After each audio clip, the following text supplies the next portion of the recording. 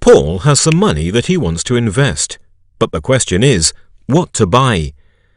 Paul isn't looking for an investment that will grow quickly. He is worried that kind of investment will expose him to a lot of risk. He wants something relatively safe, which will give him a steady income and will eventually give him his money back. Paul talks to his advisor, who suggests that bonds would be the right way for Paul to go. Paul looks at the bond market and immediately notices that if he buys the safest bonds, then his returns will be very small. Paul goes back to his advisor for some help. His advisor tells him he has a choice. In order to get a higher return, Paul needs to take more risk by investing in bonds that aren't as sure to be repaid, or tie his money up for a longer period of time. This is not really the answer that Paul was looking for, and he decides to do some more research. Paul looks at the bond market again and notices that the prices of bonds with a longer time left to run move around more than bonds with shorter maturities. Paul goes back to his advisor and asks why.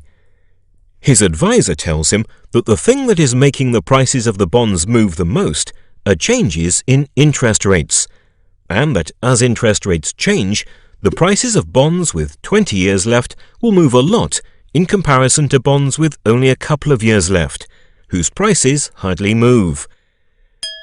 Paul begins to build a strategy.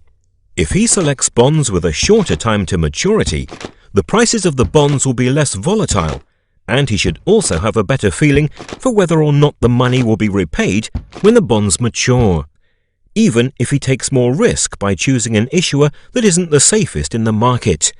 Confident in his strategy, Paul goes back to his advisor and asks him to suggest a bond that Paul can buy.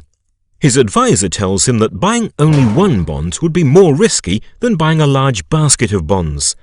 A large basket of bonds would provide diversification, which is essential for reducing investment risk. However, Paul only has enough money to buy one or two bonds. His advisor tells him to buy units of a bond fund instead. Paul's criteria for selecting a bond fund are quite specific by this stage. The fund should invest in a diverse portfolio of shorter maturity bonds issued by higher risk issuers. This kind of fund should be able to provide a more attractive income but with lower price volatility.